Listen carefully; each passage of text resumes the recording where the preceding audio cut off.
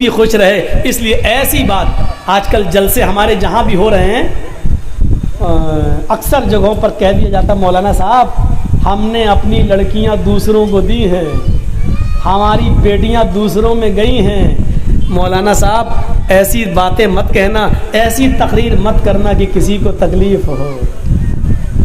مولانا جرجیس گیا تھا تیرے گھر پہ کہنے کے لیے کہ تو اپنی لڑکی ان کو دے. غلطی تو کرے سزا مولوی جرجیس بھگتے. تو نے اپنی لڑکی کسی قبر کے چومنے چاٹنے والے قبر پجے کو دے دی تو اس میں میرا کیا قصور؟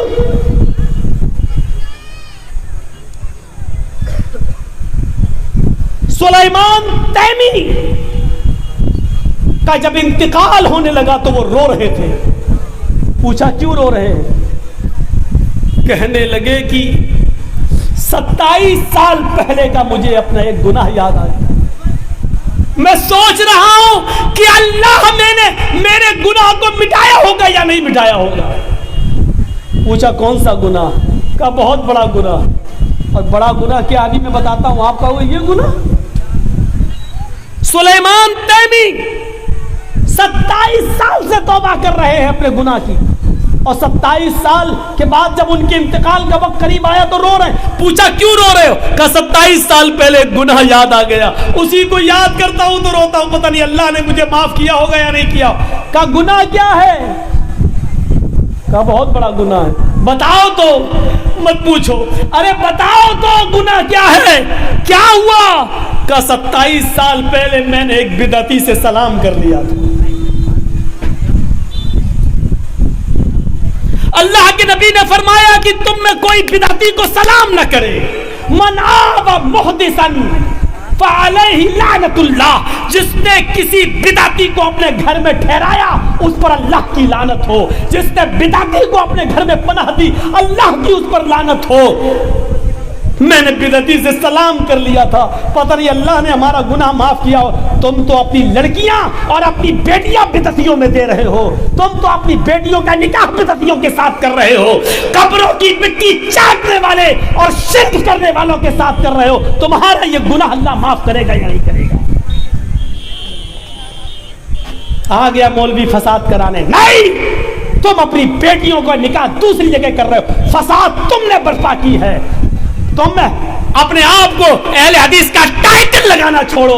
تم اہل حدیث کہلانے کے لائق نہیں ہو. اہل حدیث کا ٹائٹل اتنی آسانی سے ہر کسی کو نہیں لگانے دیں گے ہم.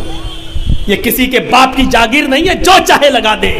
اپنے سا کون؟ اہل حدیث. اہل حدیث اہل حدیث اہل حدیث وہ ہوتا ہے کہ امام شافعی نے فرمایا تھا کہ جب میں کسی اہل حدیث کو دیکھتا ہوں تو ایسا لگتا ہے جیسے میں کسی صحابی کو دیکھ رہا ہوں. یہ اہل حدیث کا عمل تھا کہ امام شافعی فرماتے ہیں کہ جب میں کسی اہل حدیث کو دیکھتا ہوں, پڑھیے کتاب علوم امام شافعی کی. امام شافعی نے کہا جب میں کسی اہل حدیث کو دیکھتا ہوں تو لگتا ہے کسی صحابی کو دیکھنا ہوں. اہل حدیث کا عمل صحابی کے عمل سے ملتا جلتا تھا. غلطی آپ کرو, سزا مولوی جرجیس بھگتے. حق بات ڈنکے کی چوٹ پر کہی جائے. وتواصوا بالصبر, آخری چیز رہ گئی ہے صبر. صبر بھی کرنا پڑے گا.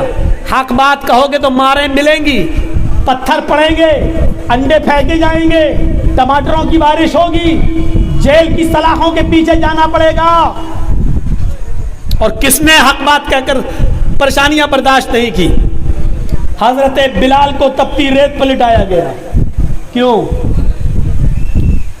آگ کے انگاروں پہ لٹایا گیا, اور اس وقت تک لٹایا گیا اور بھاری پتھر ان کے سینے پہ رکھ دیا گیا جب تک آگ کے انگارے بجھ کر کوئلہ نہیں ہو گئے.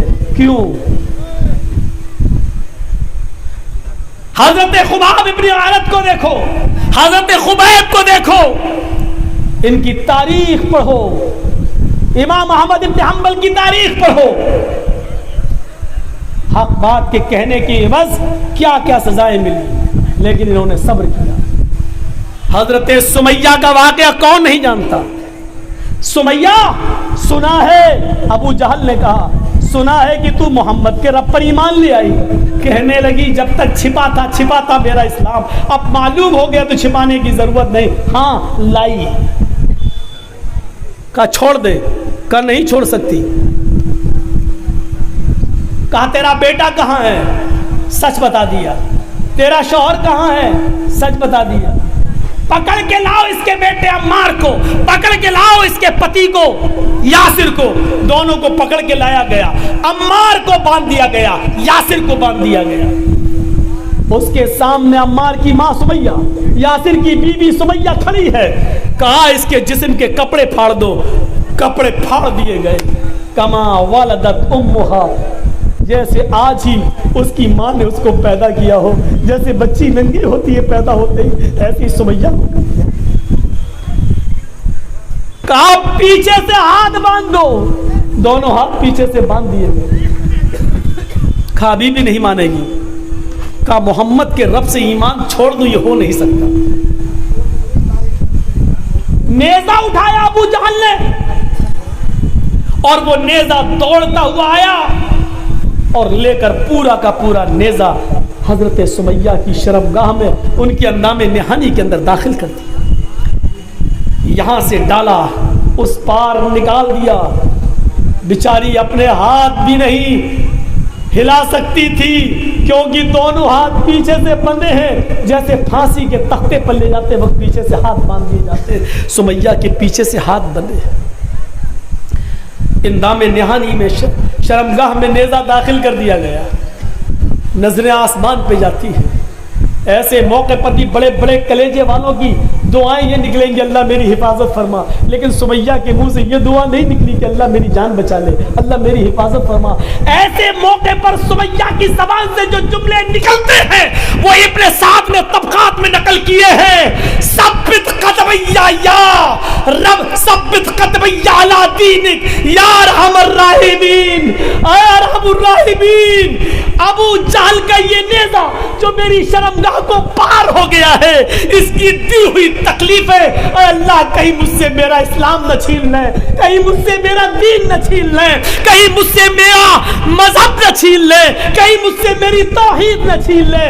اے اللہ, ابو جہل کی دی ہوئی تکلیفوں سے میرے ایمان کو ثابت قدم رکھنا, میرے قدم کو ثابت قدم رکھنا. اے اللہ, میرا ایمان نہ لرز جائے, میرا ایمان نہ لرز جائے. اللہ, میرے اسلام میں کہیں جنبش نہ آ جائے. یہ دعا نکلتی ہے اس کے منہ سے. اپنی بیٹیوں کا نکاح غیروں میں کرنے والوں, چلو بھر پانی میں ڈوب کے مر جاؤ. اپنے آپ کو اہل حدیث کہتے ہوئے تمہیں شرم نہیں آتی؟